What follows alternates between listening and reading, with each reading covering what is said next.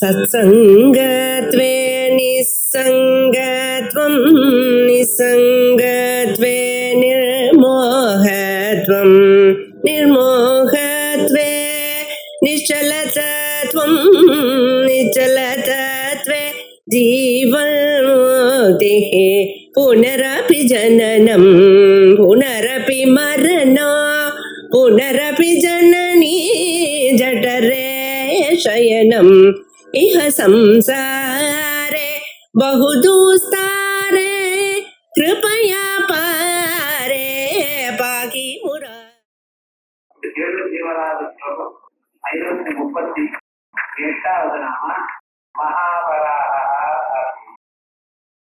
இதற்கு முன்னால கிருதான் சக்ரத் அப்படிங்கிற நாமாவை பார்த்தோம். கிருதஸ்ய அந்தக்ரத் ரெண்டு விதமா பிரிப்போம். தன்னால் செய்யப்பட்டதான இந்த உலகத்தை முடிப்பவர் அவர். தன்னால் செய்யப்பட்டதான உலகத்தை முடிப்பதற்கு காரணம் என்ன அப்படின்னா மறுபடியும்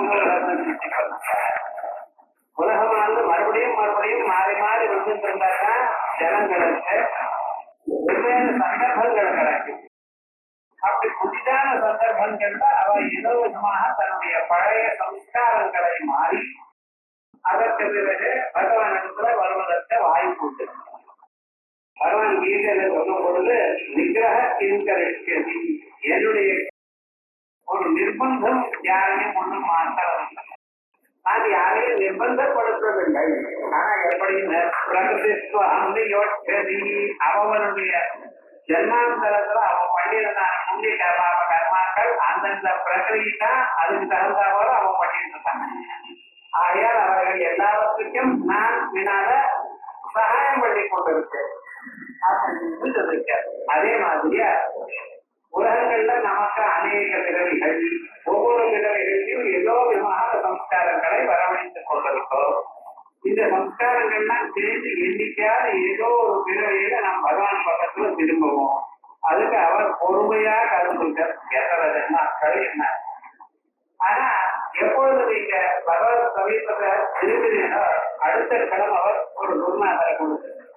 அவர் வழியா சாஸ்திரங்களுக்கு வரும்படி பண்ணி பக்தியை உண்டாக்கி அதனால பகவானா இந்த பிறவியை அடையும்படி பண்றார்.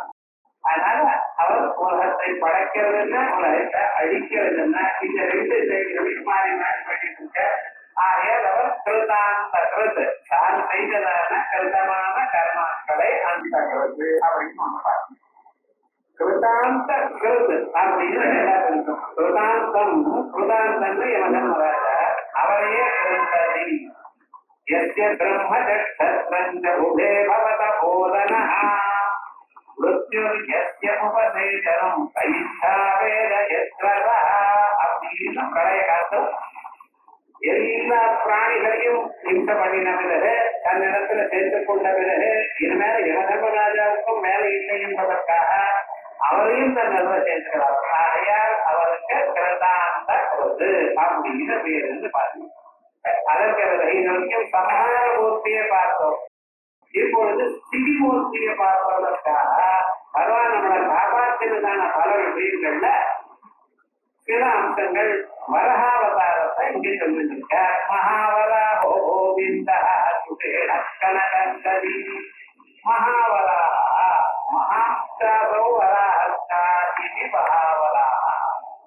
இந்த அம்சத்துல வரஹாவதாரத்தை சொல்வார் என்கிறது 2-3 நாமாக்கள் முன்னால பார்த்தோம்.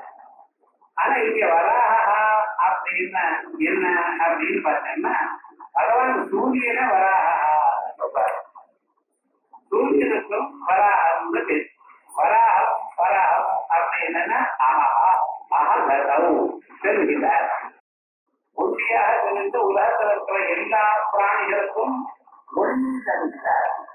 வெறும் ஒளி மட்டும் சக்தியை கொடுக்கிறார். சூரிய மண்டலம் முழுக்க சக்தியாக எப்படிப்பட்டதான சக்தி இருக்கு? பிரகாச சக்தி. அந்த பிரகாச சக்தியானது நாம் நிமித்தமாக மற்ற சக்திகளாக மாற்றிக்கொள்ளலாம். சக்தியானது ஒரு விதமாக இருக்கணும் நிர்பந்தம் இல்லை. அந்த பிரகாச சக்தியை வித்யுத் சக்தியாக நீங்க மாற்றிக்கலாம், மற்ற சக்திகளாகவும் மாற்றிக்கொள்ளலாம். அப்படி பிரகாச சக்தி வடிவமாக பரமாத்மா ஆகாசத்தில் இருக்கிறார். அவர் ஒன்றியாக வேண்டுகிறார்.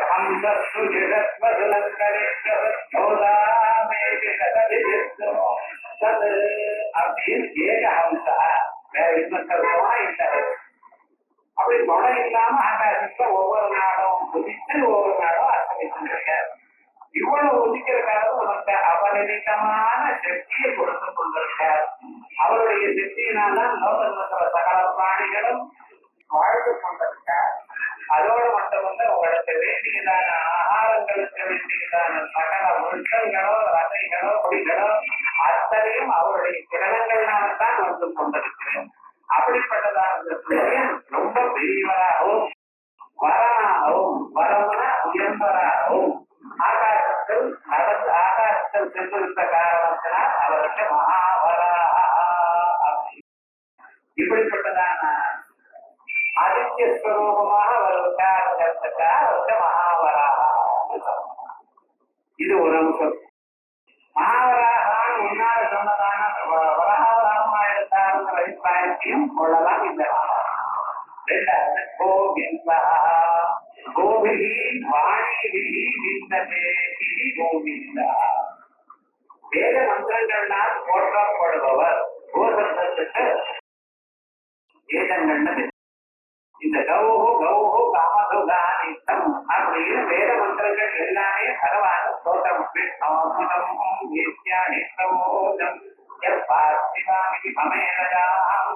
அப்படின்னு ஆரம்பிச்சு மகாவிஷ்ணுவ அப்படி ஸ்தோத்திரம் பண்றது வேதங்கள் இல்லாம ஒரு முறையா. அப்படிப்பட்டதான அவர் வேதங்கள்னால சப்தங்கள்னால வேதங்கள் நித்திய சப்தங்கள்னால போற்றப்படுவதால் அவருக்கு கோவிந்தா. இது ஒரு சாதாரணமான மதம். அவருக்கு கோவிந்த பட்டாபிஷேகம் நடந்தது. கிருஷ்ணனாக இருக்கும் பொழுது காமதேனு அவருக்கு கோவிந்தன்கிற பேரை சொல்லி அவருக்கு பட்டாபிஷேகம் காமதேனுடைய பாதனாலேயே அபிஷேகம் பண்ணி அவருக்கு கோவிந்தன்கிற பேரை சொல்லியது. ஏன்னா பகவான் கோகுலத்தில் இருக்கிற அத்தனை பேரையும் ரட்சணம் பண்ணிட்டு இருக்காங்க. வேண்டியவன் வேண்டாதவன் நல்லவன் கேட்டவன் பார்க்கல. தேவேந்திரன் அவர் பாட்டுக்க மழையை கொட்ட ஆரம்பித்தார். 7 நாட்கள் சப்தராத்திரம் விடாம மழை பெஞ்சுட்டு என்ன பண்ணணும்.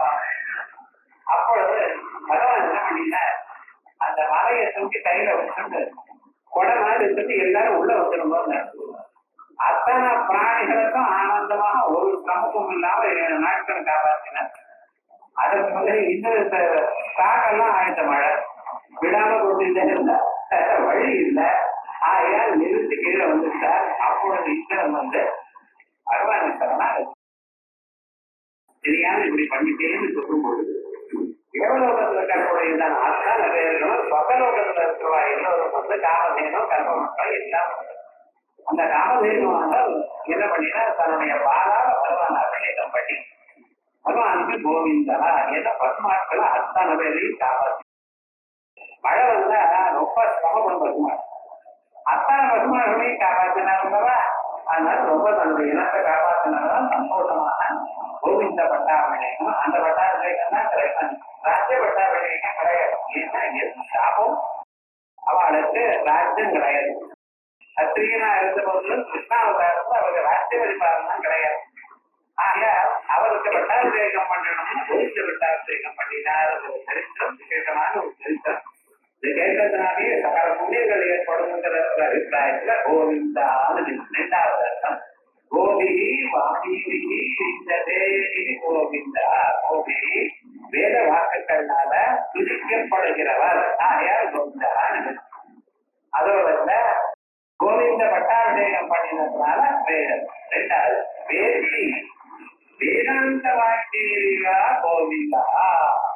வேதாந்த வாக்கியங்கள்னால சுவாத்தியாய சித்ததேவதாரம் பிரயோக அப்படின்னு சொல்றது. அப்படி வேதாந்த வாக்கியங்களை தினந்தோறும் நம்ம கேட்டதுனாலேயே இஷ்ட தேவதா சாட்சாத்காரம் வரும். இது எந்த தேவதையாலும் நினைக்கலாம். பிள்ளையாளர் ஆரம்பிச்சா அனுமார் பரியந்தம் எந்த தேவத்தை ஆரம்பிச்சாலும் சுவாத்தியாயாது தினந்தோறும் வேதாந்த வாக்கியங்களையும் வேத வாக்கியம் படித்துக் கொண்டே இருந்தீர்களானால் இஷ்ட தேவதா சம்பயோகா உங்களுக்கு இஷ்டமான தெய்வத்தை நீங்க கண்ணால பார்க்கலாம் அப்படின்னு சாஸ்திரம் சொல்றது. அப்படி வேதாந்த வாக்கிய வேதாந்த வாக்கியங்கள்னால அறியப்படுபவர். வேதாந்த வாக்கியங்கள் பிரம்மத்தை தான் சொல்றது. கிருஷ்ணனை எப்படி செய்ய முடியும் அப்படின்னு பார்க்கணும். நினைக்கிறாங்கன்னா இந்த கிருஷ்ணன் தான் பூர்ணம் பிரம்ம சனாதனம், பூர்ணமான பரிபூர்ணமான பிரம்ம சொல்லுவோம். அந்த பிரம்மே ஒரு உருவத்தை எடுத்துக்கொண்ட கிருஷ்ணனாக வந்திருக்கு. சுத்த பிரம்மம் ஜனங்களுக்கு எல்லோருக்கும் சௌக்கியத்தை கொடுக்கணும் என்பதற்காக தான் கிருஷ்ணனாக அவதாரம் பண்ணுங்க. ஜன்மகர்மஜமே நித்தியம் பகவான் கீதையில் போட்டு என்னுடைய பிறவி மாயினால் ஏற்பட்டது. தர்மத்தை காப்பாற்றுவதற்காகவும் அதர்மத்தை ஒழிப்பதற்காகவும் நான் வந்திருக்கேன்.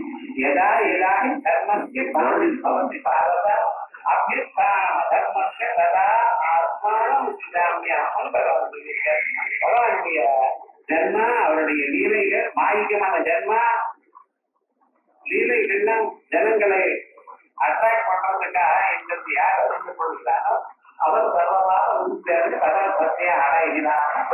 அதே மாதிரியே இங்கேயும் வேதாந்த வாக்கியங்கள் எல்லாமும் ஒரு முறையாக பகவான் சொல்லுது. சர்வே வேதாய பதமா மனந்தி தபாந்தி சர்வாணி ஜெயத்வனந்தி. எல்லா வேதங்களும் சேர்த்து அவரைத்தான் சொல்லுது. எல்லா தபஸ்களும் அவர் நோக்கித்தான் செல்வது. அனுமார் என்ன, விஷ்மாச்சாரியர் என்ன, இப்படிப்பட்டவர்கள் பிரம்மச்சரி எதுக்கு அந்த ஸ்வரூபத்தை அடையணுங்கிறதுக்காக அப்படி சகல வேதாந்த வாக்கியங்களாலையும் போற்றப்படுவதா இருப்பதனால் அவருக்கு கோவிந்தா. முதல்ல கோவிந்தான வேத வாக்கியங்கள், இரண்டாவது வேதாந்த வாக்கியங்கள், மூணாவது கோவிந்த ஸ்வரூபமாக இருக்கிறார். கோவிதேவய கோவேத்யா கோவிந்த சமுதாய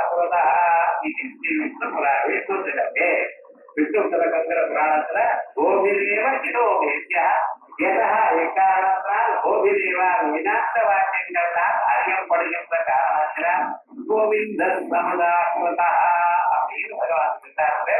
கோவிந்த மகாவராஹோ கோவிந்த சுஷேணா. அடுத்தது மூணாவது நாம சுஷேணா. சோபரமான சேன உள்ளவர். இவர்கள் விஸ்வசேனர்னு ஒரு பேர் கூட வச்சிருக்கோம். பல திக்குகள்ல அவருக்கு சேனையை உடையவர். சேனைகள்லாம் என்ன, கூட்டம் கூட்டமா இருக்கிறவர். ஏதோ ஒருத்தர் ரெண்டு பேர் இல்லை. சேனாங்கிற சட்டத்துக்கே குரூப் தான். ஒரே ஒரு வியக்தி இருந்தா சோல்ஜர்னு பேர். ஒரு 100 பேர் இருந்தா சேனான்னு பேர். ஆர்மின்னு பேர். ஆர்மின்னு ஒரே ஒரு ஆள் வந்தார். ஆர்மின்னா தான் காடுன்னா நிறைய மரங்கள் இருக்கலாம். ஒரே ஒரு மரம் தான் அது மரம் தான் சொல்லணும். அதே விதமாக சேனாங்கிறத அவர் சுற்றி கணக்கணங்கள் நிறைய பசு கணங்கள், பத்திர கணங்கள், ஆதித்ய கணங்கள், இப்படி நிறைய கணங்களோட இருந்திருக்காங்க. அப்படிப்பட்டவர் அவர். அதனால சுஷேனா சோபனா சேனா. அவருக்கு பார்ஷதான்னு அவருடைய சைன்யங்களுக்கு பார்ஷத சைன்யம். அப்படி புத்து புத்தா நிறைய சைன்யங்கள் அவர் மேல இருந்துட்டே இருக்கு. ஆனா அந்த சைன்யங்கள்லாம் வெறும் அலங்காரம் தான். ஏன்னா இவருடைய சக்தியினாலே எல்லாம் போயிட்டே இருக்கு. பகவானுடைய சக்தியினாலேயே எதனால இருக்கக்கூடியதான சக்தியெல்லாம் ஆவர்த்தனம் பண்ணிட்டு இருக்க. இருந்தாலும் அவருக்கு பின்னால் நிறைய சேனை இருக்கு. அதை பார்க்கணும். ஜனங்களுக்கு போய் இவர் உண்டியா இருக்கலாம், எல்லா காரியங்களும் சாதிக்கலாம். இருந்தாலும் பின்னால் அவர்கள் பல பேர் இதற்காக காமிக்கலாம். அது ஒரு ஏன்னா எல்லோராலையும் ஜெயிக்கிறது ரூபா இருந்தாதான் நல்லது அப்படின்னு சொல்றது. ஆகிய அப்படிப்பட்டதான சோபனா சேனா கணாசிதா கணங்கணங்களா இருக்கிற சேனைகளுக்கு இருக்கிறதுனால இவருக்கு சுஷேனா. இங்க சகாரம் இருக்கு சுஷேனா. அந்த சுஷேனாங்கிறது வியாக்கரணத்தால ஷேனான்னு ஆயிடுச்சு. அழகான சேனையை அதுக்கப்புறம் கனகந்தரி கனகமயாங்கி அங்கதானி அர்ச்சா இது கனகாங்கரி. இவருடைய ஸ்வரூபம் அங்கங்கள் புஜங்கள், புஜங்களுக்கு மேல போட்டுக்கக்கூடியதான ஆபரணங்களுக்கு அது தங்கத்தினால செய்யப்பட்டதான ஆபரணங்கள். அப்படி இது உபலட்சண மரியாதையே சொல்லுது. பகவான் சர்வாபரண யுக்தம். வெறும் ஒரு ஆபரணங்கள்ல ஒரு ஆயுதம். அத்தனை ஆயுதங்களும் அவர் தரித்துக் கொண்டிருக்கார். ஆனா யாருக்கு எப்ப எந்த ஆயுதம் வேணுமோ அதுதான் காண்பிப்பார். அதே போலவே யாருக்கு எப்படி எந்த கோலம் வேணுமோ அதுதான் அவா பாப்பா. எல்லா சுரூபமும் பார்க்க முடியும். அர்ஜுனனுக்கு விஸ்வரூபத்தை காமிச்சார், திருத்தராஷ்டிரனுக்கு விஸ்வரூபத்தை காமிச்சார். இப்படி சில பேர் விஸ்வரூபங்கள்லாம் காமிச்சார். இருந்த போதிலும் அந்தந்த விஸ்வரூபங்கள் தனித்தனி. பகவான் கீதையில சொல்ல போற நீ பார்த்த விஸ்வரூபத்தை யாரும் பார்க்கலைங்கிற பார்க்கலைங்கிறத அதுக்கு முன்னால 4-5 ஸ்லோகத்துல தேவதைகள்லாம் பார்த்திருக்கா, முனிகள்லாம் பார்த்திருக்கா, மருந்துகள்லாம் பார்த்து நமஸ்காரம் ஸ்வஸ்தி ஜீவதனை ஸ்வஸ்தி வாக்கியங்கள்லாம் சொல்றாங்கிறாளே. அர்ஜுனன் பார்த்த வடிவத்தை பார்க்கல. யாராருக்கு எப்படி எப்படி தெரியணுமோ அப்படி எப்படி தெரிஞ்சு. சில பேருக்கு பயங்கரமா இருக்கு, சில பேருக்கு ஆச்சரியமா இருக்கு, சில பேருக்கு சந்தோஷமா இருக்கு. அவருடைய சொரூபம் ஒவ்வொருத்தருடைய மனப்பான்மைக்கு தகுந்தா போல வரும்.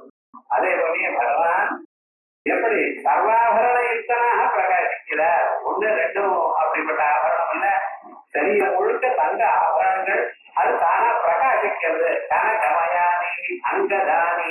அங்கதம் அப்படின்னா அங்கம், புஜாங்கம். அந்த புஜத்துல இருக்கக்கூடியதான தோள்பட்டையில இருக்கிற அந்த ஆபரணங்கள். அத்தியாயி கனகங்கதி. இங்க கனகம்னா வீழ்ச்சியான அர்த்தம். அங்கம்னு எல்லாருக்கும் தெரிஞ்சு தங்கத்திலேயே நன்றாக பிரகாசிக்கக்கூடியதான ஒரு தங்கம், அபரஞ்சியான ஒரு தங்கம். அதை பார்க்கை மாத்திரத்தினாலே மனுஷனுக்கு ஒரு சந்தோஷமும் ஒரு ஆனந்தமும் ஒரு அட்ராக்ஷனும் ஏற்படுறது. ஆகையால் அவருக்கு கனகங்கதி. முக்கியமா மனுஷியாருக்கு வேண்டியது உள்ளிருந்து நாட்டமாகணும். அதுக்காக தான் இந்த பகவானேஸ்வரர் தங்கத்தெல்லாம் போட்டிருக்காரு. தேவதைகள்ல பார்த்தீங்கன்னா 1 கிலோ 2 கிலோ தங்கத்தை போட்டிருக்காரு. அது ஒரு பாரம் இல்லையா? நமக்கே ஒரு சாதாரண வந்தா பெரிய ஒரு செய்தி மாதிரி கொண்டு அது போட்டுக்கிறதே சிரமமா இருக்குமே, எந்நேரம் இது போட்டிருக்காடா. அது எதுக்கு? அப்படிப்பட்டதான நிந்தித்ததான ஆபரணங்களோட பகவான நாம் உபாசனம் பண்ணினோமையானால் நமக்கு உள்ள இருக்கக்கூடாது இருந்துருக்கோம். அதனாலதான் பகவானுக்கு தங்கங்கள்லாம் கொடுக்குறது.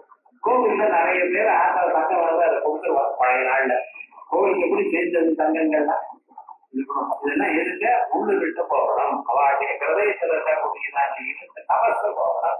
அதற்காக பிரகாச வடிவமான பதார்த்தத்தை பகவானுக்கு கொடுக்கறது. பகவான பிரகாசமா தியானம் பண்றது. தம் யதா யதா உபாசத்தை தவதி.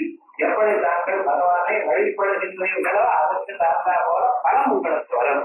ஆகையால் பகவான சர்வ பிரகாசமாகவும் மிக அழகாகவும் தியானம் பண்ணணும். மகா லாவண்ய சேவதி அப்படின்னு சஸ்நாமத்துல வந்து அதே போல சர்வ லட்சண லட்சணியோ லட்சுமி ஜெயா ஏதன் அட்வைஸ் பண்ணிட்டா எங்களுக்கு தெரியாதா பகவான் இவ்வளவு தங்கத்தை போட்டிருக்காருன்னா அதுக்கு ஒரு காரணம். உபாசனா பிரகரணத்துல ஒவ்வொன்றுக்கும் ஒரு சுரூபம். பகவானை இப்படி தியானம் பண்ணினமையால் நமக்கு பலம் வருது. ஆகையால் கனகந்தரி அது தெரியுது. இதுவரைக்கும் அந்த ஆதித்ய சுரூபத்தையும் பிரகாச வடிவமாகவும் பரகாவதாரத்தையும் சேர்த்து சொன்னார். அதற்கு பிறகு கோவிந்தஹான் சொன்னேன்னவா, கோவிந்தஹான்னா வேதாந்த வேத்தியன்னு அர்த்தம். அந்த வேதாந்தங்கள்ல பகவானை எப்படி சொல்லியிருக்க, பகவான் எப்படி இருக்காருங்கிறது ஒரு 4-5 நாமாக்கள் சக்கரகதாதரா. இந்த 2 இந்த லைன் முழுக்க ஆத்தியாத்மிகமான நாமாக்கள். ஆத்தியாத்மன ஆத்மாவை நாம் அறிந்து கொள்வதற்கு ஏற்பட்டதான நாமாக்கள். பகவான் எப்படிதான் இருக்கார்? ரொம்ப ரகசியமானவர். அதனால ரகசியமா இருப்பாங்க அப்படின்னா ரகசியம்னா என்னதுன்னு சீக்கிரட்னா என்னது? சீக்கிரட்னு யாருக்கும் தெரியக்கூடாது சார் அப்படின்னு எனக்கு சீக்கிரட்டே இல்லை. சீக்கிரட்னா என்னன்னா யாருக்கு தெரியணும் அவளுக்கு மட்டும் தெரியணும், மற்றவர்களுக்கு தெரியக்கூடாது. உலகம் முழுக்க தண்டோர் ஆடிட்டோம்னா சில பேருக்கு சொல்லிட்டு வச்சுங்களேன், அது அன்னைக்கே சீக்கிரட்டா போயிடும் விவகாரம் முழுக்க. ஏன்னா இது ரொம்ப ரகசியம்னு இன்னொருத்தர் சொல்லுவா, அவ ரொம்ப ரகசியம் இன்னொருத்தர் சொல்லுவா, கடைசியில் உண்மையிட்டே வந்துடும் ரொம்ப ரகசியம். அதை நான் சொன்னேன். அதனால அத நிஜத்தை விட ரகசியம் இதனால வேகமா வரும். அதனால ரகசியம்னா அது அர்த்தம் இல்ல. ரகசியங்கிற ரகசியம் ரகசியம் எது யாருக்கு முக்கியமாக தெரியணுமோ அவளுக்கு மட்டும் தெரியக்கூடியது. இந்த பகவான அவர் ரகசியம்னு சொல்றார், முக்கியம்னு சொல்றாங்க. இது என்ன ரகசியம் அவர் இடத்துல அப்படின்னா அவருடைய உண்மையான ஸ்வரூபம் யாருக்கு அதிகாரம் இருக்கோ அவனுக்கு தான் தெரியும். மற்றவர்கள் தெரியாது. நீங்க பகவான போட்டோல பார்க்கலாம். அந்த இதயத்துல பார்க்க கண்ணை மூடிட்டு இதயத்துல நினைச்சு பாருங்க, இருந்துதான் தெரியும். எப்போ உங்களுக்கு தெரியணும்? உங்களுக்கு சரியான அதிகாரம் வந்தது. பகவான அறிவதற்கு அதிகாரம் என்ன? நித்தியானித்திய வஸ்து விவேகம். அந்த பிரம்மம் ஒன்றுதான் நித்தியம், மற்றவைகள்லாம் பொய்யானவை, அனித்தியமானவை எனக்கூடியதான நிச்சயம் இருக்கணும். அதுக்கப்புறம் பகவானை தவிர உலகத்துல எந்த பதார்த்தமும் அழியக்கூடிய பதார்த்தம், விரும்பத்தக்கதான பொருள் இல்லை அப்படிங்கிற ஒரு வைராக்கியம். பிரம்மாண்ட விட்டாண்டம் எஜதான் மரபாண்டவர் அப்படின்னா விவேக சொல்றாங்க. இந்த பிரம்மாண்டம் போல இந்த பிண்டாண்டம் தெரியலையே விட்டு விடணும். உலகம் முழுக்க எல்லாமே அழியக்கூடியதான பதார்த்தம் தான். இங்க இருக்க சொர்க்கலோகத்துக்கு போற அப்பாமா சோமா அமிர்தா ஓமா நாங்கெல்லாம் சோமலோகம் கொடுத்தோம், அமிர்தர்களா ஆயிட்டோம் அப்படின்னு நான் சொல்லிட்டு போறேன். ஆனா அந்த சொர்க்கலோகத்துக்கு போனதுமே அங்க போனதானே அதனுடைய விவகாரம் தெரியுது. இங்க இருக்கிற என்ன சொர்க்கத்துல என்ன ஆனந்தம், ஏசி போட்டாலும் என்ன சொர்க்கமா இருக்குங்கிறோம். ஆனா இந்த சொர்க்கம் எப்ப தெரியுமோ நான் அங்க போனாதான் நிஜமா சொர்க்கத்துல ரெண்டு தோட்டம் ஒண்ணு என்ன ஏற்றத்தாழ்வோட குடியிருக்கும். ஒரு யாகம் பண்றாரு ஒருத்தர், இன்னொருத்தர் 4 யாகம் பண்றாரு. 2 பேரும் ஒரே சொர்க்கத்தில் விட நியாயமா? அப்ப என்ன பண்ணுவாரு? எல்லாருமே ஒரு யாகம் பண்ணி நிறுத்தி விடுவாங்க.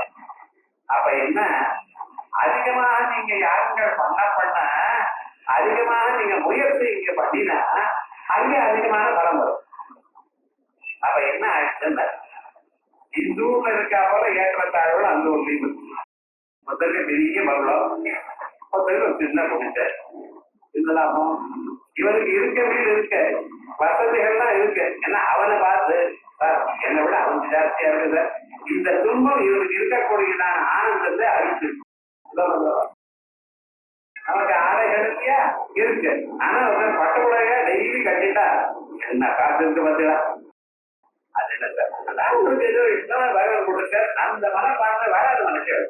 அப்ப என்ன அவளுக்கு அதிகமா இருக்கு என போனீங்கதான விஷயமே இவனுக்கு துன்பத்தை கொடுத்தது. ஐயா இப்படி ஏற்றத்தாழ்வுகளோட போயிருப்பது என்கிறது சொர்க்கத்துல ஒரு தோட்டம். அதோட மட்டும் இல்ல, சொர்க்கத்துல இன்னொரு தோட்டம் என்ன தெரியுமா? அது எப்ப போறதுன்னு தெரியாமலே உங்களை அனுப்பிடலாம். இங்க மனுஷியாளுக்கெல்லாம் ஒரு விஷயம் பிறந்ததுல இருந்து அவருக்கு என்னைக்கோ ஒரு நாள் போய் தான் ஆகணும். +100 போட்டு போய் ஜெனரலா 100 வயசுக்கு மேல இருக்க போதும் தாயம் பொருட்டா அப்படி இருந்தாதான் பரவாயில்ல, ஏதோ கொஞ்சம் நாள் ஏதோ போனது அவ்வளவு. ஆனா பருவத்துல இப்பதான் தெரியும் ஒரு 10,000 ரூபாய் 20,000 ரூபாய் இருந்தா. ஆனா அவன் எத்தனை நாள் இருக்கா என்ன ஏது இந்த புண்ணியத்தை கொண்டு போற பார்த்தா அந்த புண்ணியத்தை அடிஷனலா ஆட் பண்ண முடியாது, மறுபடியும் ரீச் பண்ண முடியாது. அந்த புண்ணியத்தை செலவு பண்ணிட்டே இருக்கணும். அவ்வளவுதான். என்ன பண்ணணும்? உங்களுக்கு 1 கோடி ரூபாய் பேங்க்ல போட்டாச்சு, வீடு பண்ணணும். கொஞ்சம் கொஞ்சமா வாங்கிட்டே ஒவ்வொரு நாள் என்ன பேங்க பார்க்க கூடாது. பார்த்தேன்னா அன்னைக்கு எழுதுகள் 1 கோடி போட்டா இன்னைக்கு 40 லட்சம் தான் எனக்கு என்ன அது செலவாயிடுது. அவ்வளவுதான். அவன் பார்க்கவும் மாட்டான். ஏன் பார்க்கலன்னா அந்த கோபத்திலேயே இருந்துட்டு இருக்காவ, இந்த சந்தோஷத்துல இருந்துட்டு இருக்கா. ஒரு நாளைக்கு மினிமம் பேலன்ஸ் வந்துருக்கு. என்ன பண்றாங்க? போயிட்டு வரோம், அவ்வளவு, வேற ஒன்றும் கிடையாது. போயிட்டு வரோம் சொன்னே இங்கெல்லாம் நமக்கு இந்த ஸ்கூல்ல தெரியும் 5 பூதங்கள்னால செய்யப்பட்டதாக தெரியும். சகல வந்த மனுஷியாளுக்கு ஐஸ் பாடி, ஐஸ்னால தயார் பண்ண தெரியும். பார்த்தீங்களா? அது என்ன ஆச்சுங்க? இந்த விஷயம் சொன்னதுமே மனசுல சோகம் ஜாஸ்தியாகும், கவலை ஜாஸ்தியாயிடுச்சு. கவலை வந்து உருகி போயிடுது. கொஞ்சம் கொஞ்சமா கை போச்சு கால் போச்சு இல்லை ஐந்து உருகி போயிடுச்சுன்னு. அப்ப என்ன ஆயிடுதுன்னா கொஞ்ச நாள் ஆன ஒண்ணுமே இல்லை. உலக கெட்டார் உனக்கு அப்புறம் வருது நேகோ வருது நேகோ பிரவர்த்ததி இப்படி மழை வழியா கீழே இருந்து இங்க எண்ணு பொருளாக பிறக்கிறாங்க. அதை ஒரு மனசிட்டாருலாம் மறுபடியும் பிறக்கலாம். இப்படி இந்த ஸ்வர்கலோகம்ங்கிறது விவகாரம் என்னென்ன இப்படி ஏற்றத்தாழ்வுகளோட கூடியிருக்கு. இந்த ஸ்வர்கலோகங்கள்லாம் வேண்டாம், இதுலயும் வைராக்கியம் வரணும். 2வது அதிகாரம் என்ன? வைராக்கியம். விவேகம்ங்கிறது முதல்ல, 2வது வைராக்கியம். மூணாவது இந்த வைராக்கியம் வந்ததுல மனுஷியாளுக்கு புலநடக்கம் வேணும், மனசை அடக்கணும். அதுக்கப்புறம் உபரதி பொருள்கள் இடத்துல மனசு செல்லாம பார்த்துக்கணும். விதீட்சா பொறுமை இருக்கணும். இது வந்தாலும் கொஞ்சம் பொறுத்துக்க கத்துக்கணும். ஸ்ரத்த இருக்கணும். மனசு நிற்கும். இதுக்கு சமாதி சாதனங்கள் தனம் தனம் உபரதி விதீட்சா ஸ்ரத்தா சமாதானம் இது ஒரு பேச்சு. அதற்கு பிறகு மோட்சம் வரணும்னு தீவிரமான எண்ணம். இப்படி இவைகள் இருந்தால்தான் இவனுக்கு அறியப்படும். அந்த சொரூபமாக இந்த அதிகாரத்தாவத்தில் இருக்க குணங்கள் யாருக்கு இருக்கோ அவரால் அறிய முடியும். அதனால அவர் யாரு? ரகசியமானவர். இது போட்டோவை பார்த்துக்கலாம், விக்கிரகத்துல பார்த்துக்கலாம், எதுவும் பார்க்கலாம். ஆனா உங்க இதயத்துல அவரை பார்க்கலையானால் உங்களுக்கு இந்த அதிகாரங்கள் இருக்கணும். அவளுக்கு மட்டும் அது தெரியும்னா அவருக்கு என்ன பேரு? குப்தியா ரகசியமானவர். அதுக்கப்புறம் ரகசிய உபனிஷத்வாது. அவரை எப்படி தெரிஞ்சுக்கிறோம்? ரகசிய உபனிஷத்துனாலே உபனிஷத்துனால்தான் அவரை அறிய முடியும். புராணங்கள் இருக்கு, வேதங்கள் இருக்கு, அவருடைய சொரூபத்தை காட்டுகிறது. ஆனா அந்த சொரூபத்தை இப்பிறவையில நீங்க இதயத்தில் அவரை பார்க்கறதையானால் அவரை நீங்க ரகசிய உபனிஷத் வாயிலாகத்தான் அடையணும். அந்த உபனிஷத்துகள்னா உபனி சத் உபா சமீபத்தில் நீ நிச்சயமாக அந்த தத்துவத்தை எடுத்து சொல்வதனால் அதற்கு உபனிஷத்து என்று பெயர். அந்த 10 உபனிஷத்தில் இருப்பதால் ரகசியமான உபனிஷத்து. அந்த உபனிஷத்தின் வாயிலாக தான் அவர் அறியப்படுவார். சரி, அவர் தான் ரகசியமா இருக்கார், முக்கியமா இருக்கார். எங்க இருக்கார்? இதய குகைக்குள்ள இருக்கார். யோவே தரிதம் குஹாயாம் பரமேப்யோ அப்படின்னு அவர் நம்ம இதயத்துக்குள்ள இருக்கிற குகைக்குள்ள இருக்கார். அதனாலதான் அவருக்கு குகன்னு வருது. சுப்பிரமணிய சுவாமி குகன்னு ஏன் பேர் வச்சிருக்கா? இதய குகைக்குள்ள இருக்க. அந்த இதய குகைக்குள்ள இருக்கக்கூடியதான பரப்பொருளை அறிவதற்காக நமக்கு ஒரு வழி வேற சொல்லியிருக்கு. உங்களுக்கு அந்த குகைக்குள்ள செல்வதற்கு வழியை நான் காட்டுறேன் அப்படின்னு. எப்படிப்பா போகணும்? முதல்ல உங்க சரீரத்திற்கே இந்த ஸ்தூல சரீரம் இதுதான் முதல் கோட்டை. இந்த முதல் கோட்டையை தாண்டி அதுக்குள்ள போகலாம். இந்த முதல் கோட்டையில அன்னமய கோட்டம், அன்னத்தினால உண்டாடுறாங்க. அந்த பட்சி மாதிரி இருக்கிறதுக்கு அதுல தலைங்கிறது முதல்ல ஒரு பாகம், 2 கையும் 2 ரெக்கை, கழுத்துல இருந்து மத்திய பாகம் வரைக்கும் பட்சியினுடைய மத்திய பாகம், உங்க காலெல்லாம் அதுக்கு அதனுடைய பின்புலம். இப்படி நினைச்சிருக்கோம். அப்படி நினைச்சிருந்த பிறகு இந்த அன்னமய கோஷத்து கூட பிராணமய கோஷம் ஒண்ணு தான். இதே சைது இதே கலர் இதுக்குள்ள இருக்கு. அன்னமய கோஷத்துக்குள்ள பிராணமய கோஷம், அதற்குள்ள மனோமய கோஷம். ஏன்னா மனசு சரீரம் முழுக்க வியாபிக்கிறதுல அந்த மனசு தீர்மானம் பண்ணும் பொழுது அதுக்கு புத்தி விஞ்ஞானமய கோஷம். அந்த விஞ்ஞானமய கோஷத்துக்குள்ளேயும் ஆனந்தமய கோஷம் இருக்கு. இந்த ஆனந்தமய கோஷத்துக்கிட்டதான் நம்ம தூக்குறோம். அந்த ஆனந்தமய கோஷத்தை தாண்டி தூக்குறோம். இந்த ஆனந்தமய கோஷத்துக்கும் உள்ள இப்பன்னா 5 கோஷங்கள் சொல்லிட்டேன். ஒரு கோட்டைக்குள்ள 5 ஆவரணங்கள். முதல்ல அன்னமய கோஷம், பிராணமய கோஷம், மனோமய கோஷம், விஞ்ஞானமய கோஷம், ஆனந்தமய கோஷம். அந்த ஆனந்தமய கோஷத்துக்குள்ளையும் உள்ள சர்வாந்தரமாக ஒரு பரமாத்மா இருக்கிறார். அவர் தான் யோகே நரீதம் குஹாயாம். அந்த குகையானது உங்களுக்கு எப்படி ஒரு பட்டணம் மாதிரி அதுக்குள்ள ஒவ்வொரு எப்பொழுதாகவும் சொல்லி ஆனந்தமய கோஷம் சொல்லி அதுக்கும் உள்ள சர்வாந்தரமா எல்லாத்துக்குள்ள ரகசியமா இருக்கா. அதனால அவருக்கு முக்கியம் குஹாயாம் இதய ஆகாசத்தில் ஒவ்வொருத்தருடைய இதய காசு. அதனால ஒருத்தர் சகலமான பதார்த்தங்களுடைய இதய காசத்தையும் அவர் இருக்கார். ஒருவரே எல்லா இடத்துலயும் இருக்கார். ஆனா உள்ளையும் வெளியிலையும் எங்கேயும் பார்த்தா அவர் எழுதிக்கிற சபாக்கியோக்கியதா அப்படின்னு பாக்கியத்திலையும் இருக்கா, சரீரத்துக்கு வெளியிலையும் இருக்க, உள்ளேயும் இருக்க. ஆனா நம்ம உள்ளேயும் வெளியிலையும் எங்கேயும் அவரை பார்க்கல. எப்படி சார் பார்க்கறது? உபனிஷத்துகள் சொன்ன பிரகாரமாக அதுக்கு வேண்டியதான அதிகாரத்தை பெற்று முதலில் நீங்க இதயத்துக்குள்ள அவரை பார்க்கலையானால் பிறகு எங்கும் அவரை பார்க்கலாம்.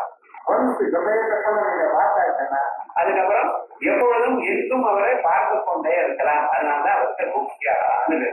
அதனால அந்த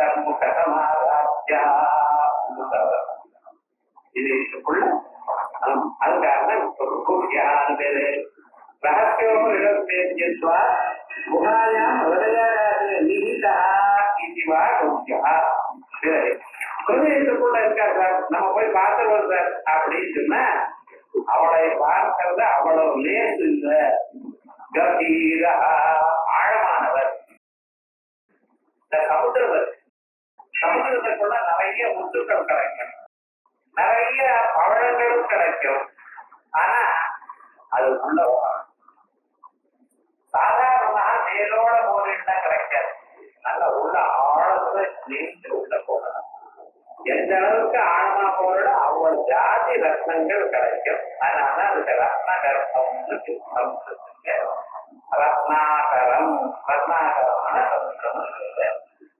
அப்படிப்பட்டதான் அந்த முத்துகளும் பவளங்களும் நமக்கு கிடைக்கிறமையான உள்ளூர் ஆழ்ந்து போகணும். அதே போல இவர் எல்லா ரத்னங்களும் உயர்ந்ததான ஒரு ரத்னம். இவரை அனுபவிக்கிறதுக்கு இதயத்துக்குள்ள ஆழமாக நம்ம போகணும். இதையுமே தெரியலையே நமக்கு.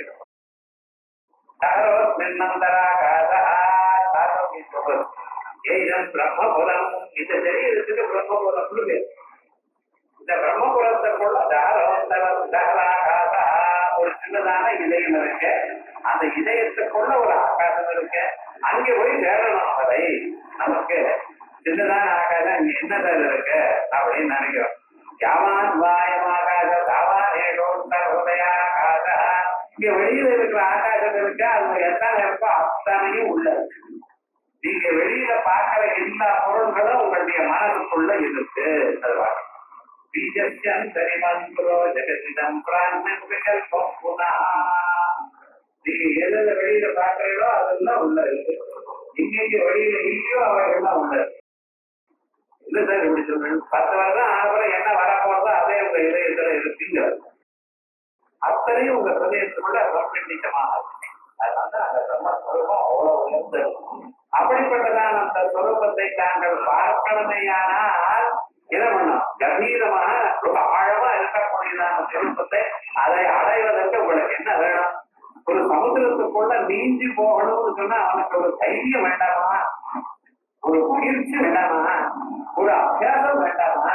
அதே போல உங்களுக்கு ஏதோ ஒரு நாளைக்கு வந்து பார்த்துட்டு ஒண்ணும் ஏன்னா உங்களுடைய பாப்பம் எவ்வளவு இருக்க மரமறையா இருக்கு. ஆனா ஒண்ணு பக்தியோட நீங்க பண்ணல இதனாலதான் அடையும். வேற வழி கிடையாது. எத்தனை பிறவைகளானாலும் தெரிவிக்கொண்டுதான் வழி. ஆகையால் பகவான நம்பி சிறப்பையோட நீங்க பண்ணிட்டே இருக்கிறவையால அந்த ஸ்வரூபத்தை இப்பிறவையில நிச்சயமாக அவர் அடைய முடியும். எமேவ ஏக வருணம் தேதேன சத்யா சத்யைத ஆத்மா விவருணதே தனும் ஸ்வாம். இந்த பரம்பொருள் தான் எனக்கு சரணம். நான் இதை இப்பிறவையில அடைச்சுத்தான் மற்ற பதார்த்தங்கள் எனக்கு வேண்டியதில்லை எனக்கூடியதான தீர்மானமான எண்ணத்துடன் பகவான் சரணாகத்தை அடைத்தவனுக்கு நிச்சயமாக அந்த பகவான் தன்னுடைய ஸ்வரூபத்தை காட்டுவார்.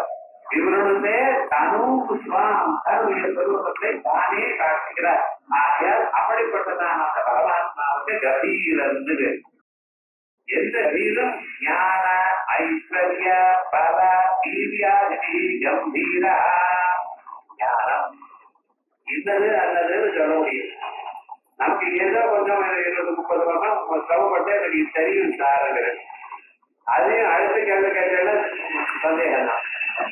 இத்தனை உலகத்துல எத்தனை மக்கள் இருக்காரோ எத்தனை பிராணிகள் இருக்காரோ அப்பாவாளுக்கு என்ன தெரியுமோ அத்தனையும் அவருக்கு தெரியும். அப்ப அவருடைய அறிவு பாருங்க. அதோட எத்தனை ஜென்மாக்கள் எத்தனை பேர் போயிட்டு அவாட்டி அறிவுலாம் அவர்கிட்ட இருக்கு. அத்தனை பிராணிகளுடைய அறிவும் அவர்கிட்ட இருக்கிறதுனால ஞானத்துக்கு சொல்ல வேண்டாம். ஐஸ்வர்யம் ஐஸ்வர்யமா நீங்க சொல்ல வந்து காசுன்னா வச்சுக்கோம். உங்க காசு உங்களுக்கு கொடுத்தது அவர் போட்ட பிக்சர். அப்ப உலகத்துல எத்தனை பேருக்கு எவ்வளவு கொடுத்துருக்காரு, இன்னும் அவர்கிட்ட எவ்வளவு பேலன்ஸ் இருக்கு. உங்கள்கிட்ட கொடுத்தாலும் அவரு தான். அப்ப ஐஸ்வர்யம் அவருடைய ஐஸ்வர்யம் நீங்க கணக்கிட முடியுமா? அவ்வளவு ஐஸ்வர்யம். அதுக்கப்புறம் பலம் பராக்கிரமம் இது சொல்ல வேண்டாம். எல்லாமே அவருடைய சொரூபம் தான். ஆகையா இந்த பூமியை ஒரு கொம்பாக எடுத்து வராவதாரத்துல காமிச்சு கொடுத்திருக்காரு. இதுக்கு இவ்வளவு பலம் இருக்கு. திருவிக்கிரமாவதாரத்துல உலகம் முழுக்க வியாபித்து தன்னுடைய பராக்கிரமத்தை காண்பித்திருக்கார். ஆகையால் அப்படிப்பட்டதான அந்த பரமாத்மாவை கம்பீரமா ஆழமானவர். ஞானம், ஐஸ்வர்யம், பலம், வீரியம், ஆதிதி, கம்பீரா. கம்பீராங்கிறது கம்பீரா, கம்பீரமானவர். இப்படி துக்கியோ கம்பீரா. அதுக்கப்புறம் அவரை அடைவது ரொம்ப சிரமம். கம்பீரா கம்பீரா. அப்ப சுத்தமான மனசு வந்தா அவர் அடையலாம். அது இல்லாத போனால் அவரை அடைய முடியாது. அவருடைய பெருமைப்படி வாக்குக்கும் மனசுக்கும் எட்டாதவர். நம்ம சாதாரணமாக ஒரு பொருளை அறிகிறமையானால் நாம் அறிவது புலன்கள்னால. புலனாலதான் நமக்கு அறிய முடியும். கண்ணால பார்த்து அறிகிறோம், காதால கேட்டு அறிகிறோம், மூன்றாக வாழ்ந்து அறிகிறோம். புலன்கள் வேலை செய்யலைன்னா அறிய முடியாது. இந்த புலன்களும் 5 தான் இருக்கு நமக்கு. இந்த 5 புலன்கள் வாயிலாக சப்த, ஸ்பர்ஷ, ரூப, ரச, கந்தம் இதான் வரும். ஆனா அந்த பகவான் என்ன இந்த 5க்கும் தாண்டி இல்லை. அசப்தமஸ்பர்ஷமரோபமம் ஜெயம் ததா அரசம் நித்யமகர்தவஸ்தயது அனத்யனந்தம் மகத்பரம் திருவம் இதாயதம் யோத்தி முக பிரபுச்சதே. அப்படின்னு இவைகளை தாண்டி இருக்கக்கூடியதான அவரை உங்க புலனால அறிய முடியாது. புலனால் அறிய முடியாதுன்னா மனசனாலே அறிய முடியும். ஏன்னா மனசு தனியா வெளியில போகாது. புலன்கள் தான் வெளியில போய் விஷயங்களை கொண்டு மனசுக்கு கொடுக்கும். மனசு இது அதோட கலந்து அது பண்ணலாமா இது பண்ணலாமான்னு இருக்கும். ஆனா விவகாரம் என்னென்ன, புலன்கள் இல்லாத போதான் மனசு ஒரு காரியமும் பண்ணாது. புலன்கள்னால அறிய முடியல. புலன்கள் முன்னோங்க விஷயத்தினால மனசுனாலையும் அறிய முடியல. அப்ப அவரை எப்படி சார் அறியறது? அவரை அறிஞ்சாத்தானே மோட்சம் சொல்றேன். அதுவா அதான் சொல்றேன். இந்த மனசுக்கு ஒரு குவாலிட்டி இருக்கு. சாதாரண மனசுனால அறிய முடியாதுதான் பரம்பொருள. ஆனா அதே மனச நீங்க ட்ரெயின் பண்ணலையானால், அதுக்கு தகுந்த மாதிரி அதுல விசேஷமான குணங்களை சம்பாதிச்சு கொடுக்கலையானால் அந்த மனசு இதை பார்க்கும். மனசு பொருளாக ஒரு உருவத்தை அடைந்து அந்த உருவம் வழியாக பார்த்தலையானால் இந்த சுரூபத்தை பார்க்கலாம். ரொம்ப சிறிதா இருக்கிற கண்ணால பார்க்க முடியாது. மைக்ரோஸ்கோப் வச்சுட்டு பார்க்கிற இடம் வெகு தூரத்தில் இருக்கு. அந்த பொருளை பார்க்க முடியல. டெலஸ்கோப் வச்சு பார்க்கிற இடம் இருக்கு. அப்ப என்ன, எப்படிப்பட்டதான பொருள் இருக்கோ அதுக்கு தகுந்ததான ஒரு சாதனம் உங்கள்கிட்ட இருக்கிறதுனால அந்த சாதனத்தை கையாண்டு அப்புறை பார்க்கலாம் என்பது உங்களுக்கு தெரியும். அதே போல இதயத்துக்குள்ள சுத்தமா இருக்கக்கூடியதான பொருளாதார பார்க்கணும் என்பது உங்களுக்கு வழி என்ன, சாதனம் மனசுன்னு ஒண்ணுதான். ஆனா சாதாரண மனசு இல்ல, அது ட்ரெயின்டு மனசா இருக்கணும். ரத்த வியாபாரம் இருக்கிறதுல டைமண்ட் மாஸ்டர் அவர்கிட்ட கொண்டு போனீங்க. அவர் என்ன பண்ற, நீங்க எது ரொம்ப உயர்ந்ததான என்ன நீங்க ரொம்ப அழகா இருக்க அப்படின்னு கொண்டு போனேன்னா அதை பார்த்துட்டு நான் எழுதி அப்படி இருக்கிறேன். என்ன கவிஞர் சாதாரண டைமண்ட். இன்னொன்னு ரொம்ப மோசமா இருக்கு, பார்க்கறதுக்கு அழுக்க. அதை எடுத்து கிளாஸ் டைமண்ட் இந்த வாங்கி இந்த நல்லது இதுல தோட்டமே இல்லைங்க. பார்க்கறதுக்கு நல்லா இல்லைங்க. உங்களுக்கு அப்படித்தான் தெரியும். அத பட்ட சீட்டு கட்டினீங்கன்னா ஜொலிச்சு வரும். அது ப்ளூ ஜாக்கெட் பிடிக்கும். நான் பார்த்தா ப்ளூவா இல்லையே ப்ளூ ஜாக்கெட் ப்ளூவா இல்லையே இன்கல போட்டதான் ப்ளூ ஆகும். நமக்கு அவ்வளவுதான் ஞானம். அது வேற என்ன அவருக்கு தெரியல. அப்ப என்ன, அந்த ரத்தத்தை பார்த்த மாத்திரத்தினால் அவருக்கு இது மிக விருந்துதான் ரத்தம், இது சாதாரண ரத்தம் எப்படி தெரியுமா? அதே போல உங்க மனசுக்கும் ஒரு டெஸ்ட் வைக்கலாம். வேதாந்தங்களை கேட்டு கேட்டு குரு சுஷ்ரூஷை பண்ணி அந்த மனசுக்கு இந்த உயர்ந்ததான சூட்சமான பொருளை அறியக்கூடியதான திறமையை கொடுக்கும். அதனால சூட்சமயா சூட்சம தரிசனி அதி சூட்சமான ஒரு பொருளை சூட்சமான பொருளை பார்க்கக்கூடியதான ட்ரைனிங் இருக்கிற மனசுனால அதை பார்க்க முடியும். அதான் திருஷ்யதே அக்ரியா புத்தியா சூட்சமயா சூட்சம தரிசனி ஏகாக்கிரமான ஒரு பாயிண்ட் இருக்கக்கூடியதான மனசு உங்களுக்கு வேண்டும். அது எப்படி சார்? அதுக்காக தான் விசுவாசம் ஆரம்பிச்சிருக்கோம். அதனால அவர்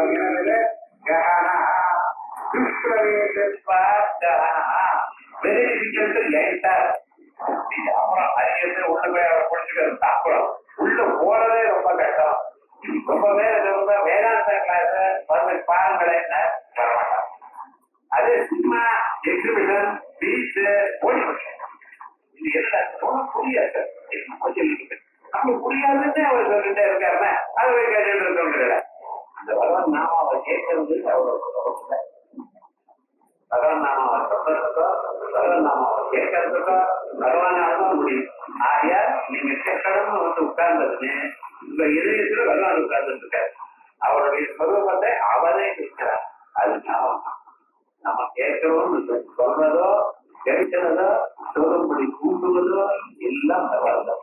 எதற்காக பண்ணிட்டு இருக்க அந்த பகவத் ஸ்வரூபம் உங்க இதயத்துல கொஞ்ச நேரம் இருக்குமையானால், ரொம்ப நேரம் வேண்டாம், கொஞ்ச நேரம் இருக்குமையானால் அது நெருப்பானது பக்கத்துல இருக்கக்கூடியதான எல்லா விதமான மஞ்சு முதலீடுதான் எரித்து விடுகிறதோ, வெளிச்சமானது அங்க இருக்கக்கூடியதோ இருப்பை போக்குகிறதோ, அதே போல ஸ்வரூபம் கொஞ்ச நேரம் இருக்குமே என இருந்ததான பழைய சம்ஸ்காரங்கள் பாப சம்ஸ்காரங்களை நீக்கி விடுகிறது.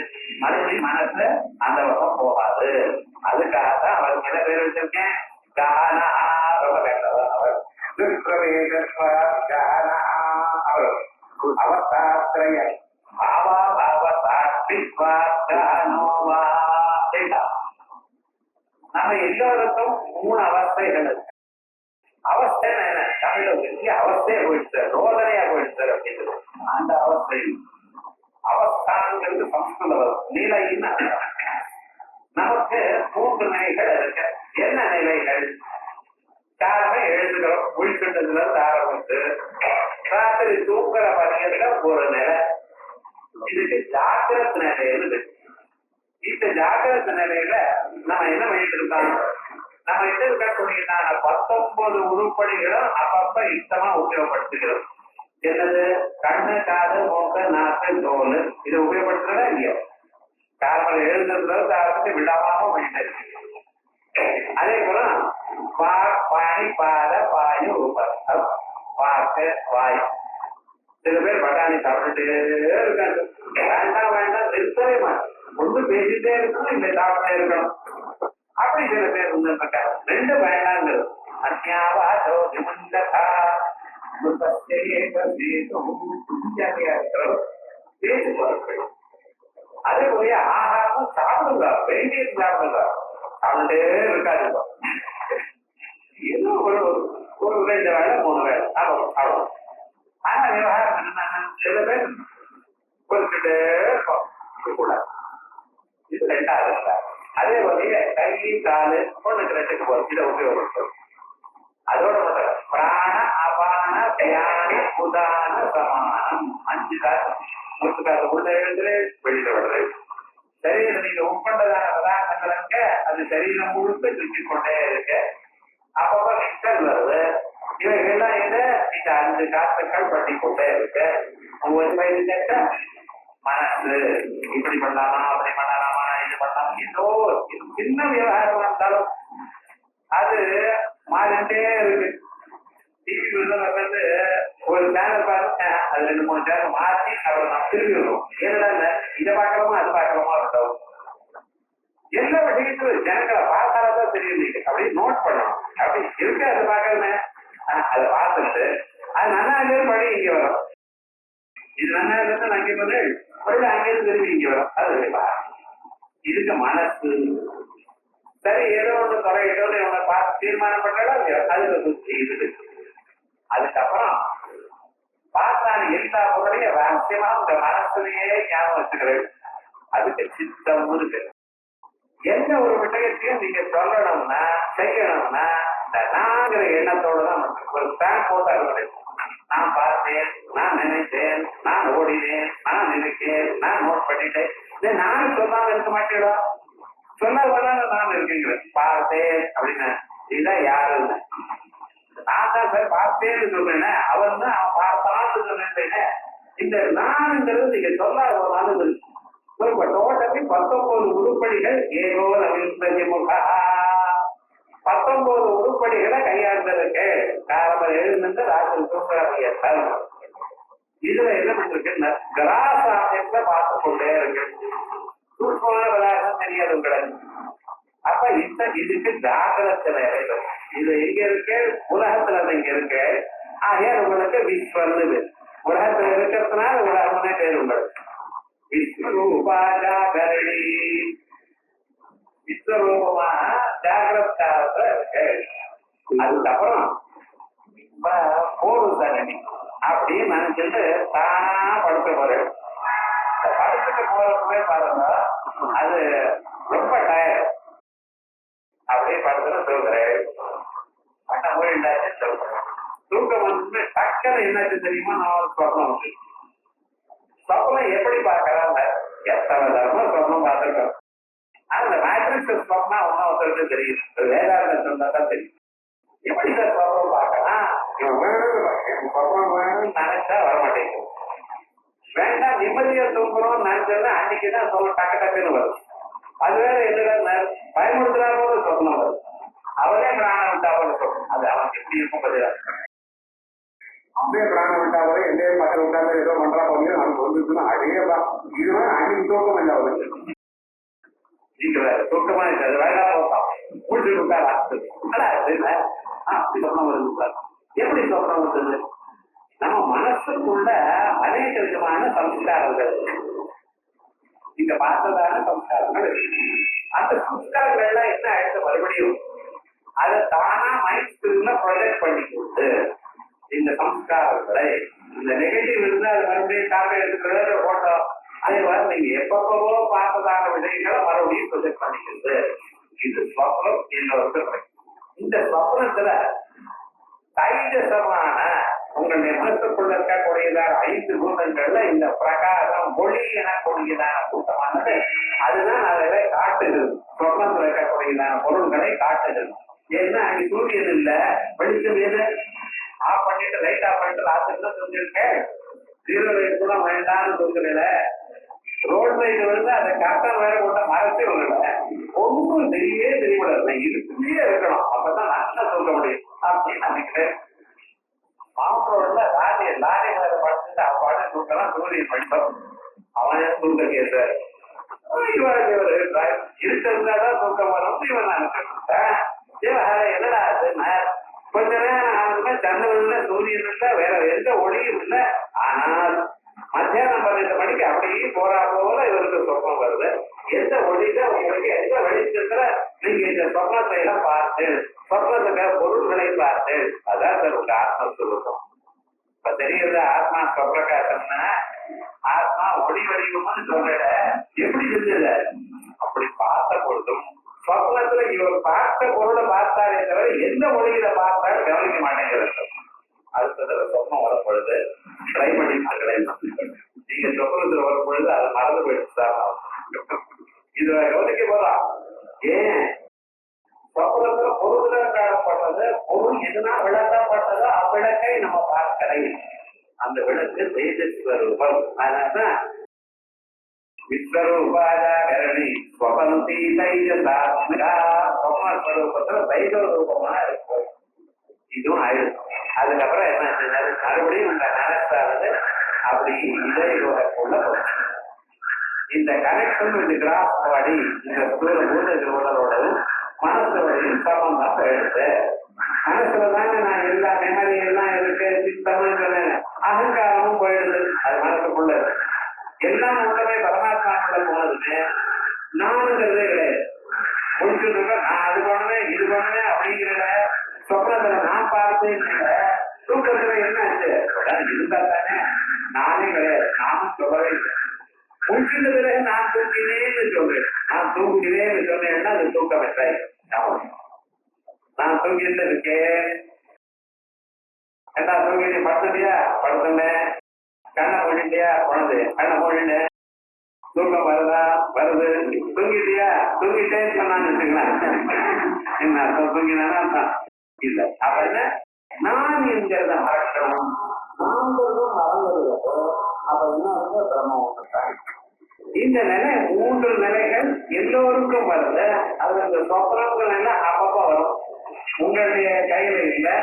ஆனா பகவான் அதை உங்களுக்கு கொடுக்கற போன ஜென்மாவில மனசுனால மட்டும் சில கர்மாக்களை பண்ணிக்கலையா, அதை அனுபவிக்கிறதுக்கு மனசுனால்தான் அனுபவிக்கணும். அதனால சொப்பனத்தை கொடுத்துருக்க. இப்படி மனுஷியாருக்கு எல்லாருக்கும் 3 நிலைகள் இருக்கு. ஞானிக்கு இந்த 3 நிலையும் இல்லை. ஞானம் வந்து இருக்குன்னு வச்சுக்கோங்களேன், ஒரே வெளிச்சம் தான் எப்பொழுதும். இந்த 3 நிலைகள் இருக்கு. இந்த 3 நிலைகள்லயும் ஒருத்தர் காமனா இருக்காரு, அதை நம்ம கவனிக்கல. நான் முடித்துக் கொண்டிருக்கேன் சொல்ல, நான் தூங்கினேன் சொல்ல, நான் சொப்னத்தை கண்டேன், அதே நான் மறுபடியும் முடித்துக் கொண்டு. அவர் வேறையா நீங்க வேறையா? தூங்கினால் வேற, முந்தினால் வேலையோ? ஒத்துக்க மாட்டேன்.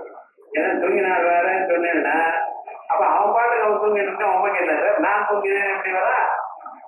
நான் தூங்கினேன், நானே முடித்துக் கொண்டிருக்கேன், நான் தான் யாரோ சொப்னத்தை பார்த்தேன், என்ன நீனே சார் கஷ்டப்படுறேன், யார் யாரான பார்த்தேன் அப்படின்னு சொல்லுவேன்.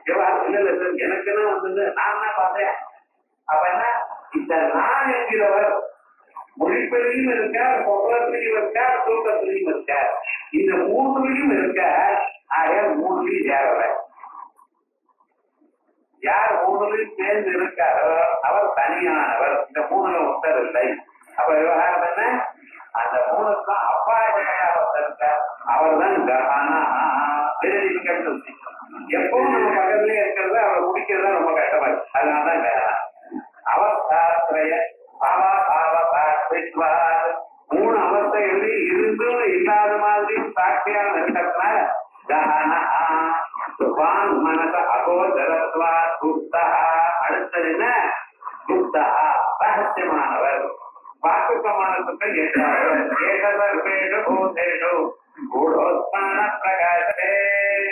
எல்லா பிராணிகளும் இருக்கார், ரகசியமா இருக்கார். ஆகையால் அவரை அறிய முடியவில்லை. அதுக்கப்புறம் குப்தா இது சக்கரகதாதரஹா. பகவான் சக்கராயுதம், கதைங்கிற ஆயுதம், இந்த 2ஐயோட காட்சி இருக்கிறார். என்ன சார் இது பெரிய விசேஷமா சொல்லிட்டு இருக்கு? சக்கரத்தை கதை இருக்கின்ற விசேஷமா? சக்கரம் என்ன சொல்றது? உங்களுடைய மனசை குறிக்கிறது. கதையானது உங்களுடைய புத்தியை குறிக்கிறது. ஒவ்வொரு ஆயுதத்துக்கும் ஒரு விசேஷம் உண்டு, ஒரு வாகனத்துக்கும் ஒரு விசேஷம் உண்டு. பகவான் இந்த சக்கரம் என்ன நம்மளை பயமுறுத்துறாரான்னு கேட்கக்கூடாது. அவர் சக்கரத்தை வச்சிருக்காருன்னா மனச்சக்கரம், மனத்தத்வாத்மகம் சக்கரம்.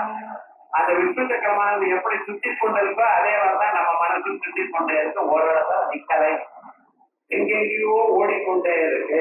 இங்க உட்கார்ந்து ஆதரவு கூட்டி வந்தோமா இல்லையா, பண்ணிட்டு வந்தோமா இல்லையா, செல்போன் மேல வச்சுட்டு வந்தோமா இல்லையா, எத்தான சந்தேகங்கள் மனசு சுத்திட்டு தான். அது அதனுடைய சுபாவம். உங்களுக்கு நிக்கிறதுன்னு என்ன அர்த்தம்? ட்ரெயின் பண்ணியிருக்கேன்னு அர்த்தம். சாதாரணமாக ஒரு மனுஷனுடைய மனசை பார்த்தவையானால் அலைஞ்சுட்டே இருக்கு. அதே போல சக்கரம் சுத்திட்டே இருக்க மாதிரியே நம்ம மனசு சுத்திட்டே இருக்க. ஆகையால் நம்ம மனசை அவர் சக்கரமாக கையில வச்சுட்டார். மனசத்வாத்மகம் சக்கரம். அதே போல இந்த கதை இருக்கிறதுல நம்ம புத்தி அது தீர்மானம் பண்ணிட்டு வேண்டாம்ப்பா இது நல்லது இல்ல சார், நான் டிசைட் பண்ணிட்டேன், அந்த வழிதான் போயிட்டு வேண்டாம்ப்பா அது கெடுதலப்பா இல்ல இல்ல நான் தீர்மானம் பண்ணிட்டேன். ஏதாவது ஒண்ணு சொன்னா நான் இப்படிதான் பண்ணிட்டு இருக்கேன், இப்படி பண்ணா நான் 10 வருஷமா பண்ணிட்டு இருக்கேன். இது என்ன அர்த்தம்? ஒரு காரியத்தை பண்ணாதீங்கன்னு சொன்னா இப்படிதான் நம்மளால பண்ணிட்டு இருக்கேன். அது அந்த புத்தி அது தான் பண்ணினது ரைட் அப்படின்னு ஒரு மனசுல ஒரு புத்தியில தீர்மானம் இருக்கிறத அது சாஸ்திரம் தான் அது போகடிக்கும். ஆனா சாஸ்திரம் பக்கம் திரும்பாது அந்த புத்தி. அப்படி இந்த புத்தி தீர்மானம் பண்ணக்கூடியதான புத்தி இருக்கு பட்சல இதுக்கு கதான்னு. இந்த உங்க மனசையும் உங்க புத்தியும் தான் கையில எடுத்துட்டு தான் அடக்கி உங்களை சுத்தப்படுத்துற. ஆகையால் தான் கதா மனஸ்தத்வாத்மகம் சக்கரம் புத்தி தத்வாஸ்திகாம் கதாம் தாரயன் லோகரட்சார்த்தம். உலகத்தில் இருக்கிற சகல பிராணிகளையும் காப்பாற்றணும் என்பதற்காக. ஆகையால் பகவான் சக்கரக்கிற கதாதரனால் தியானம் பண்ணிடையானா உங்களுக்கு ஞான சக்தி, மனசு, புத்தி திறமை கண்ட்ரோல் பண்ணக்கூடியதான திறமையும் கிடைக்கும். அதுக்காக பகவானை இப்படி தியானம் பண்ண. அதனால தாரயன் லோகரட்சார்த்தம் முக்த சக்கரகதாதர அப்படின்னு சக்கரகதாதர. இதெல்லாம் ரகசியமான அர்த்தங்கள். சாதாரணமா பகவான் ஏன் சக்கரம் வச்சுட்டு இருக்கார், ஏன் கதையை வச்சுட்டு இருக்கார், ஒரு கையில தாமரை வச்சுட்டு இருக்கார். குருவாயூர் பார்த்தா ஒரு கையில தாமரை நடுவுல சங்கம் வச்சிருக்காரு, என்ன காரணம் இப்படின்னு கேட்டா ஆன்சர் கிடைக்கும். இப்படி ரகசியமான விஷயங்களை பார்த்தா நமக்கு தெரியும். அப்படி அற்புதமான நாமத்தை பார்த்தோம். அதுக்கு பிறகு வேதா கோயில கிருஷ்ணா திருடசங்கர்ஷணோதிதா வருணோ வாருணோ விருட்ச புஷ்கராட்சோ மகாமனா அப்படிங்கிற நாமங்கள்